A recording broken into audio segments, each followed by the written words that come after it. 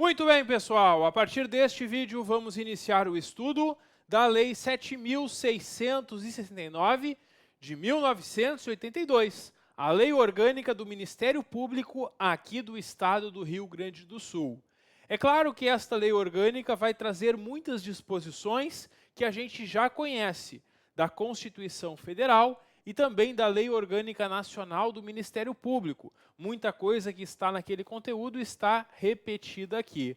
Só que, é claro, na Lei Orgânica Estadual do Ministério Público, nós vamos encontrar mais detalhes, mais informações sobre o nosso Ministério Público Estadual. E na hora da prova, esta lei acaba tendo mais chance ainda de aparecer do que as demais, que são mais genéricas. Essa é mais específica aqui sobre o nosso Ministério Público aqui do Rio Grande do Sul. Muito bem, vamos iniciando o trabalho com uma apresentação que a gente já conhece sobre o Ministério Público. A gente sabe que o Ministério Público é uma instituição permanente, essencial à função jurisdicional e é incumbido da defesa da ordem jurídica, do regime democrático e daqueles interesses sociais e individuais indisponíveis. Tranquilo, nenhuma novidade. Vem aí também os princípios do MP, aqueles mesmos da Constituição Federal e da LOMP: unidade, indivisibilidade e independência funcional. Todos os atos e julgamentos dos órgãos do Ministério Público vão ser públicos e devem ser fundamentadas todas as decisões, sob pena de nulidade. Claro, podendo ser limitada a presença em alguns atos somente às partes e advogados, ou somente advogados quando a questão da intimidade do sigilo não prejudique o interesse público à informação. Decisões administrativas do MP vão ser motivadas. E agora nós começamos a ver algumas novidades. Olha só, as atividades do Ministério Público, em razão da sua essencialidade, serão ininterruptas, sendo vedadas, proibidas férias coletivas. O MP está sempre funcionando. Não pode dar férias coletivas e fechar uma promotoria por um mês, por exemplo. As coisas acontecem diariamente e o Ministério Público deve estar sempre atuando diariamente, inclusive funcionando em plantão aos finais de semana e feriados. Tranquilo, um detalhezinho interessante. Depois vem algo que a gente também já viu em outras normas, a questão da autonomia funcional, administrativa e financeira do Ministério Público. E aí cabe ao Ministério Público, dentro da sua autonomia, praticar atos próprios de gestão, praticar atos, decidir sobre a situação do pessoal, dos servidores, tanto da carreira como dos serviços auxiliares. E aí segue aquelas disposições também que a gente já conhece, que o Ministério Público, na sua autonomia, se administra. Nada de novo aqui. Decisões do Ministério Público que são fundadas na sua autonomia funcional, administrativa e financeira têm eficácia plena e autoexecutoriedade imediata, sempre sem invadir, é claro, as competências do Poder Judiciário e do Tribunal de Contas. O MP que elabora a sua proposta orçamentária junto com os demais poderes do Estado, seguindo os limites da Lei de Diretrizes Orçamentárias. Os recursos do MP vão ser-lhes entregues todo mês até o dia 20, porque no orçamento do Estado está decidido, está definido no orçamento quanto dinheiro que o governador vai passar para o Ministério Público, para o Judiciário, para o Legislativo, e todo mês até o dia 20 ele passa o dinheiro para o Ministério Público funcionar. Para que o Ministério Público possa ter essa sua autonomia, ele precisa ter esse recurso, que todo mês é repassado até o dia 20 pelo governador do Estado. E a fiscalização contábil, financeira, orçamentária, operacional e patrimonial do Ministério Público é exercida pela Assembleia Legislativa com auxílio do Tribunal de Contas. Todos os órgãos públicos que administram recursos públicos são fiscalizados. E o MP, como ele tem toda essa gestão, tudo que ele faz nessa sua autonomia é também fiscalizado. Quem fiscaliza o Ministério Público vai ser a Assembleia Legislativa, contando com o auxílio do Tribunal de Contas do Estado, porque o Tribunal de Contas do Estado é onde estão auditores capacitados para fazer justamente essa fiscalização contábil, financeira e orçamentária. Bom, vocês perceberam que aqui não tem muita novidade. Para quem já vem estudando os conteúdos anteriores, aqui é tudo muita repetição, pouca novidade. Aí vem a organização do Ministério Público. E aqui, em relação à Lei Orgânica Nacional, tem pouquíssimas diferenças. Primeiro, os órgãos de administração superior e de administração são os mesmos da Lei Orgânica Nacional. De administração superior, a Procuradoria-Geral de Justiça, o Colégio de Procuradores, o Conselho Superior do MP e a Corregedoria-Geral do MP. Órgãos de administração, que não são superior, mas são de administração, as procuradorias e as promotorias. Nenhuma novidade neste parágrafo 2º. Os órgãos de execução também seguem o mesmo da Lei Orgânica Nacional, o Procurador-Geral, o Conselho Superior, os procuradores e os promotores. Aqui, nos órgãos auxiliares, que nós vamos encontrar uma pequena diferença. Porque aqui nos órgãos auxiliares do MP, a gente vai encontrar as subprocuradorias, coisa que a Lei Orgânica Nacional não falava. A Lei Orgânica aqui do Estado, ao organizar o nosso Ministério Público do Rio Grande do Sul, estabeleceu 4 subprocuradorias. Vai ter uma subprocuradoria para assuntos jurídicos, uma para assuntos administrativos, uma para assuntos institucionais e uma de gestão estratégica. E hoje, na aula, a gente vai ver o que faz cada uma dessas subprocuradorias, do que cada uma cuida. Além delas, tem também os Centros de Apoio Operacional, o Gabinete de Articulação e Gestão Integrada, o Centro de Estudos e Aperfeiçoamento Funcional, os órgãos de apoio administrativo e os estagiários. Esses os órgãos auxiliares. E aqui, como a gente percebeu, é um pouquinho diferente do que estava na Lei Orgânica Nacional, porque aqui já está mais especificado quais são os órgãos auxiliares que existem aqui no MP do Rio Grande do Sul. Bom, um quadro resumo, então, porque muitas vezes na hora da prova a banca vai fazer uma questão bem fácil, bem simples. Simplesmente comparando e misturando e confundindo quais são os órgãos de administração, quais são os de execução e quais são os auxiliares. Tranquilo, sem mais novidades, vamos avançando então, e agora vem a Procuradoria-Geral de Justiça. O Procurador-Geral, como a gente sabe, é o chefe do Ministério Público. E o parágrafo 1º vai trazer os requisitos para que um membro da carreira aqui do Ministério Público seja Procurador-Geral de Justiça. É necessário que ele tenha, esse membro do Ministério Público, mais de 10 anos de carreira, 35 anos de idade e seja indicado naquela lista tríplice. Os próprios membros do MP vão fazer uma votação e vão escolher 3 nomes. Os 3 mais votados vão lá para a mesa do governador e o governador do estado escolhe um deles para exercer esse mandato, que é de 2 anos, sendo permitida uma recondução. Percebam, então, essas 2 exigências importantes aqui para o membro do MP, para o promotor ou procurador que quer ser o procurador-geral. Ele tem que estar pelo menos 10 anos na carreira e ele tem que ter pelo menos 35 anos de idade. Bom, essa lista tríplice, que tem 3 nomes, ela vai ser formada mediante voto secreto no 3º sábado do mês de maio do ano da eleição, porque se o mandato é de 2 anos, tem eleição um ano sim, um outro não, né? Pois é, no ano que tem eleição, no 3º sábado de maio é feita essa eleição e cada membro do Ministério Público, cada promotor ou procurador, vai votar em até 3 nomes. E aí os 3 mais votados estão nessa lista tríplice que chega na mesa do governador para escolher um deles. O procurador vai tomar posse numa sessão pública e solene do Colégio de Procuradores. O procurador tem prerrogativas e representação de chefe de poder, assim como tem o chefe do Poder Executivo, que é o governador, o chefe do Legislativo, que é o presidente da Assembleia, o chefe do Judiciário, que é o presidente do Tribunal de Justiça aqui do Estado, o Procurador-Geral de Justiça, ele tem essas mesmas prerrogativas do chefe de poder. Muito embora o Ministério Público não seja um poder, ele tem as mesmas prerrogativas que os chefes dos poderes possuem.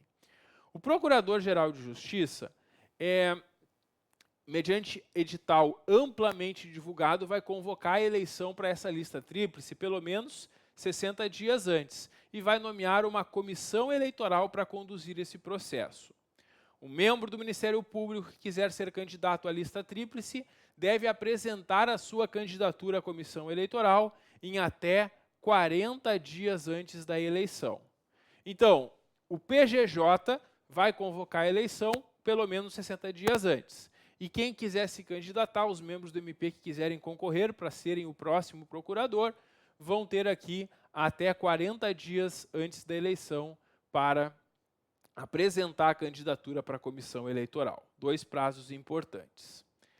É inelegível para a lista tríplice, ou seja, não pode ser candidato para ser procurador-geral do Ministério Público o membro do MP que não se afastar pelo menos 40 dias antes da eleição dos seguintes cargos. O que está dizendo aqui? Quem tiver nesses cargos e quiser concorrer a procurador-geral tem que se afastar deles nos 40 dias antes da eleição. Se não se afastar 40 dias antes de um desses cargos, não poderá estar na lista tríplice. É isso que diz o parágrafo 8º. Bom, e o parágrafo 9º diz que são também inelegíveis, não poderão ser eleitos na lista tríplice, os membros que forem aposentados ou afastados da carreira, que tenham sido condenados por crimes dolosos, crimes intencionais, com uma decisão já transitada em julgado, aquela decisão definitiva da qual não cabe mais recurso. Que tiverem sido condenados a pena disciplinar e desde que não reabilitados. A reabilitação é quando depois de punido o membro fica algum tempo sem cometer novas infrações.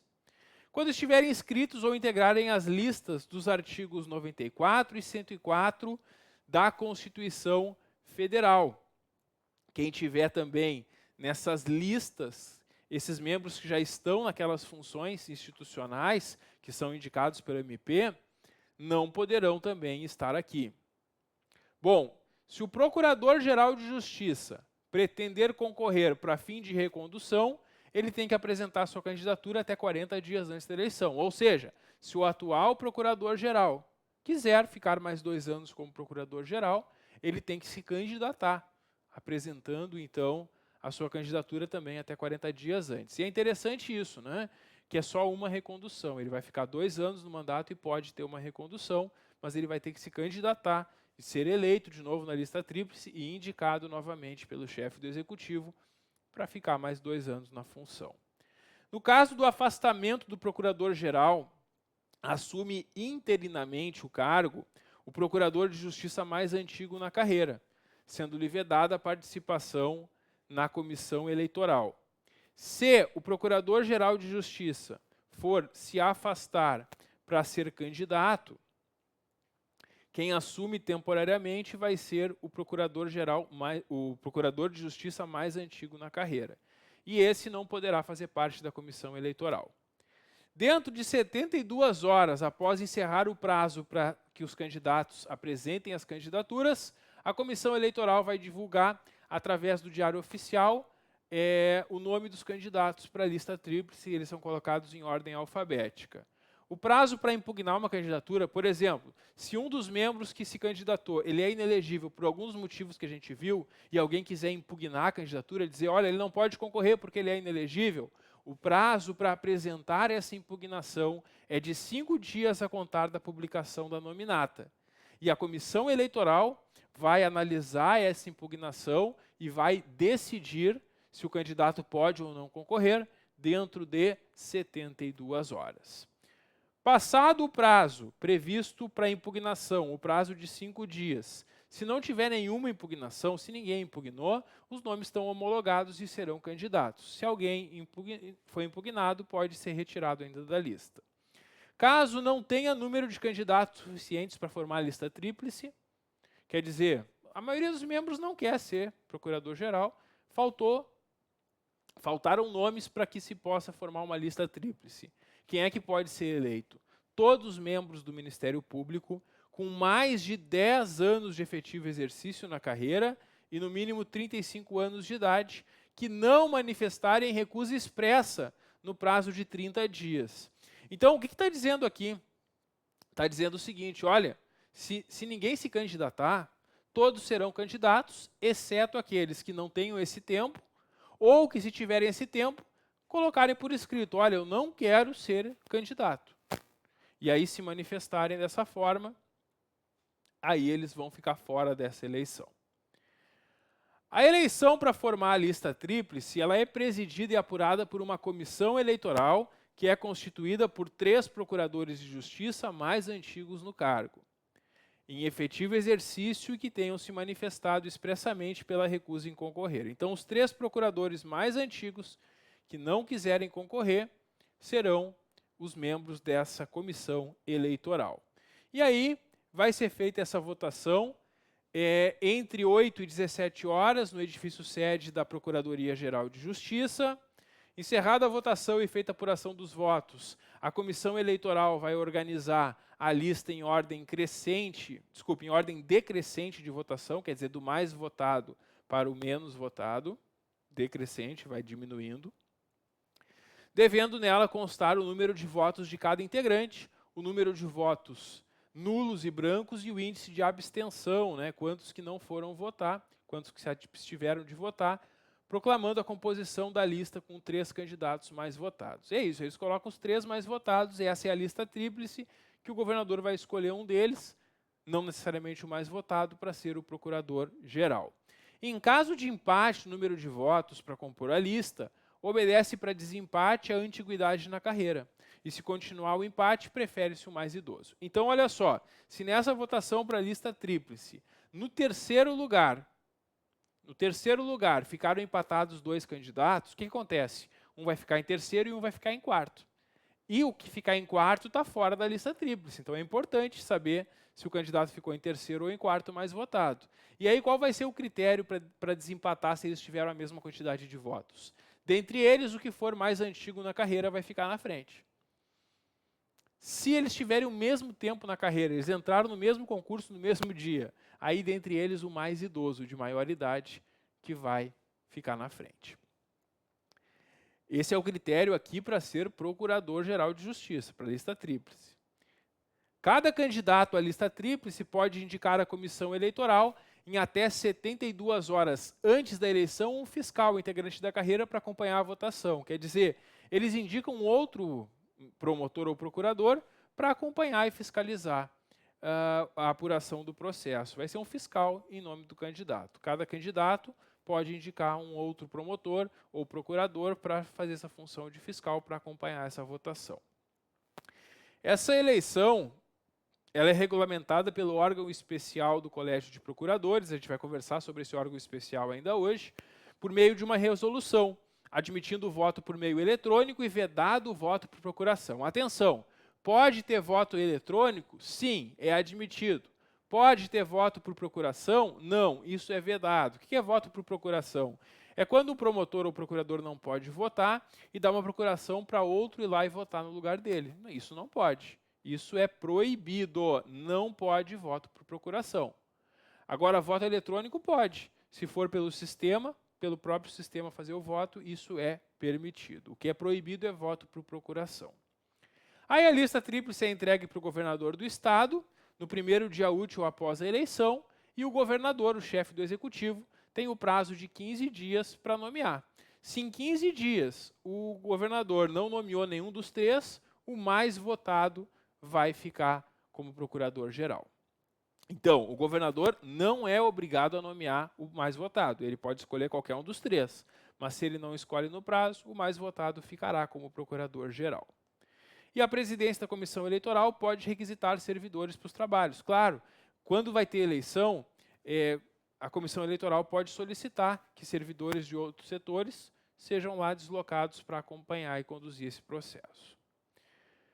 E se ocorre vacância no cargo de procurador-geral? Vacância é o cargo ficar vago. Vacância vai acontecer se o procurador-geral falece, renuncia, se aposenta, enfim. E aí alguém vai ficar no lugar dele. Bom, aí nós temos a seguinte situação. No caso de vacância, vai ser indicado um procurador pelo órgão especial do Colégio de Procuradores para ficar ali como procurador-geral até ser feita a nova eleição. E a nova eleição é realizada no prazo de 60 dias. Então, se durante o mandato o procurador-geral deixa a função, indica um temporário e dentro de 60 dias eleição para completar aquele mandato. E se o procurador não está afastado? Se o procurador não está afastado, mas é necessário que alguém pratique alguns atos interinamente em nome dele, que são os casos de impedimentos e suspeições, aí o procurador de justiça mais antigo na carreira que vai substituir. Por exemplo, o que é um impedimento ou suspeição? Tem um ato que o procurador-geral teria que praticar, mas esse ato envolve o seu próprio filho, por exemplo. Ele não pode praticar. Ele está dentro de um impedimento ou suspeição. E aí o que acontece? Ele continua sendo procurador-geral, mas esse ato que envolve seu filho, ele não pode praticar. E quem vai praticar vai ser o procurador mais antigo na carreira que vai praticar esse ato como se fosse procurador-geral. Então, em caso de vacância, é indicado um procurador pelo órgão especial e tem nova eleição em 60 dias. E quando é só um impedimento ou suspeição, que é algo temporário, aí sempre é o procurador de justiça mais antigo que é chamado interinamente para praticar aquele ato.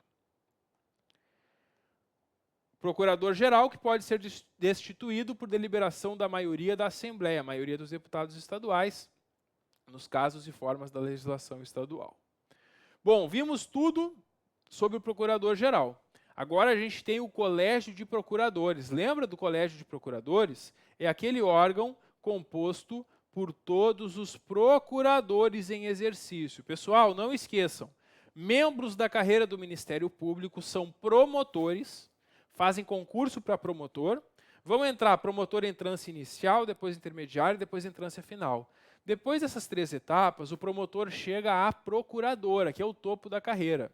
E todos os procuradores de justiça estão no Colégio de Procuradores. Não todos os promotores. Se a banca afirmar que todos os promotores são do Colégio de Procuradores, está errado. É somente os procuradores de justiça, aqueles que estão no topo da carreira. Muito bem. E quem preside o Colégio de Procuradores é o PGJ. Lembra? O PGJ é o Procurador-Geral de Justiça, o chefe do MP. Bom, o que faz o Colégio de Procuradores? Assim como está lá na LOMP, ele vai opinar sobre a matéria relativa à autonomia do MP, por solicitação do Procurador-Geral ou de 1/4 dos seus integrantes. Também vai propor a destituição do chefe do Ministério Público por iniciativa de maioria absoluta dos seus membros em caso de abuso de poder, conduta incompatível ou grave omissão, e nesse caso ele vai julgar essa destituição por 2/3 dos seus membros. Também vai deliberar pelo voto de 2/3 dos seus membros sobre a admissibilidade de representação do Ministério Público para destituir o Procurador-Geral. Também julgar, assegurada ampla defesa, a representação de destituição, arquivando-a, se ele achar que não cabe, ou propondo a destituição à Assembleia se aprovar. Por quê? O colégio não tem poder de destituir o procurador. Se ele decidir por 2/3 dos seus membros que o procurador deve ser destituído, ele vai encaminhar o processo de destituição para a Assembleia, porque são os deputados estaduais que vão fazer o julgamento final pela destituição do procurador-geral. Também é o colégio que vai eleger e destituir, se for o caso, o corregedor-geral do Ministério Público. Eleger dentre seus membros em votação secreta os integrantes do órgão especial e dar posse a eles. Aprovar a proposta orçamentária do Ministério Público, que é elaborada pelo procurador. Vejam, o orçamento, a proposta de orçamento é elaborada pelo procurador e aprovada pelo colégio. Dar posse ao procurador-geral, corregedor-geral e membros do Conselho Superior. Recomendar à corregedoria que seja instaurado um processo disciplinar contra membro do Ministério Público. Julgar recursos, e aqui são os mesmos casos que a gente conhece lá da Lei Orgânica Nacional, e mais um. Além do recurso contra a decisão de não vitaliciamento, ou vitaliciamento de membro do MP, condenatório em parte, proferida em reclamação sobre a antiguidade, quanto à disponibilidade ou remoção por interesse público, ou que recusa a promoção por antiguidade, também vai julgar recurso contra a autorização ou interrupção de afastamento do membro para curso ou seminário. Se o membro do MP pediu um afastamento ou estava afastado e foi chamado de volta durante um curso ou seminário, dessa decisão cabe recurso ao Colégio de Procuradores. Também o colégio vai rever, mediante requerimento do Corregedor-Geral do Ministério Público, decisão de absolvição que tenha sido proferida pelo Conselho Superior em processo disciplinar, cuja pena em abstrato seja suspensão ou demissão e decisão de permanência ou confirmação na carreira do promotor. Também propor ao Procurador-Geral a criação de cargos no Ministério Público e serviços auxiliares, quando entender necessário. O colégio também vai rever, mediante requerimento do interessado, decisões de arquivamento de inquérito policial, representações ou peças de informações determinadas pelo Procurador de Justiça e decidir sobre pedido de revisão de processo administrativo disciplinar no prazo de 30 dias. Também deliberar sobre a perda de cargo de membro vitalício, pela iniciativa de 1/4 dos seus integrantes ou do Procurador-Geral. Opinar sobre anteprojetos de lei de iniciativa do Ministério Público, conhecer e deliberar sobre relatório reservado emitido pela Corregedoria, sortear dentre os procuradores os membros para entregar uma comissão processante quando quem está sendo investigado e indiciado é um procurador de justiça, provocar a apuração de responsabilidade criminal de membro do Ministério Público quando num PAD é verificada a existência de crime de ação pública, eleger 4 integrantes para o Conselho Superior. A gente vai ver como é que é formado o Conselho Superior e 4 dos seus membros são eleitos pelo Colégio de Procuradores. Autorizar o Procurador de Justiça a auxiliar em correições e inspeções a pedido da Corregedoria, aprovar a concessão de comenda a pessoas que contribuíram para a instituição, elaborar o regimento interno e ainda desempenhar outras atribuições que a lei lhe conferir. Pessoal, sempre que o órgão especial tiver mais de 40 procuradores de justiça, ou melhor dizendo, sempre que o colégio de procuradores tiver mais de 40 membros, é possível ter órgão especial. E é o caso aqui no Rio Grande do Sul. A gente tem mais de 100 procuradores. Então, nós temos aqui no Rio Grande do Sul o órgão especial. O órgão especial é um órgão que vai atuar em nome do colégio. Para não ter que chamar todos os procuradores para cada uma dessas decisões que a gente viu, vai se chamar só o órgão especial. E o órgão especial, ele pode fazer quase tudo que faz o colégio. Pois é. Porque o parágrafo 1º diz que pelo órgão especial, o colégio vai exercer as atribuições do inciso 8º até o 25. E o 25 é o último. Então, dessas 25 atribuições que a gente acabou de ver, tem apenas 7 que o órgão especial não pode fazer. Para essas 7, vai ter que ser chamado sempre todo o colégio, todos todos os procuradores de justiça. E olha aqui então, pessoal, eu resumi para nós quais são as 7 situações que o órgão especial não pode atuar. Tem que ser todo o colégio. Para opinar sobre matéria relativa à autonomia do MP, aquela primeira atribuição, sobre a destituição do PGJ, propor, admitir representação e julgar a destituição, eleger o corregedor-geral, destituir o corregedor e eleger os integrantes do próprio órgão especial. Para isso, tem que chamar todo o colégio. Fora isso, o órgão especial pode atuar. O órgão especial que vai reunir-se uma vez por mês e extraordinariamente por convocação do seu presidente ou a requerimento de 8 procuradores de justiça, pelo menos. Então, reunião ordinária uma vez por mês, extraordinariamente pode ter reunião adicional, se convocado pelo presidente ou a pedido de 8 procuradores de justiça. É facultado ao titular continuar a exercer suas funções no órgão especial durante suas férias. É só comunicar ao presidente, olha, mesmo durante as férias eu quero continuar atuando. Tranquilo. As decisões do órgão especial são motivadas e publicadas, e as sessões do órgão especial serão públicas, assim como seus julgamentos sobre os processos administrativos e disciplinares também serão públicos, admitindo-se sigilo mediante decisão fundamentada, apenas quando a preservação da intimidade não prejudicar o interesse público de acesso à informação. O órgão especial, ele vai ter a seguinte composição. Ele é constituído, esse órgão especial, que atua em nome de todos os procuradores, pelo Procurador-Geral de Justiça, o chefe do MP, pelo Corregedor-Geral, pelos 12 procuradores mais antigos na carreira. Aqueles 12 que estão em exercício mais antigos são do órgão especial. E também 12 procuradores que são eleitos para um mandato de 2 anos. É assim que se forma o órgão especial. Esses vão atuar em nome de todos. O mandato dos eleitos, que são 12 membros eleitos, é de 2 anos e é permitida uma reeleição. É possível, então, ficar até 4 anos no órgão especial como membro eleito.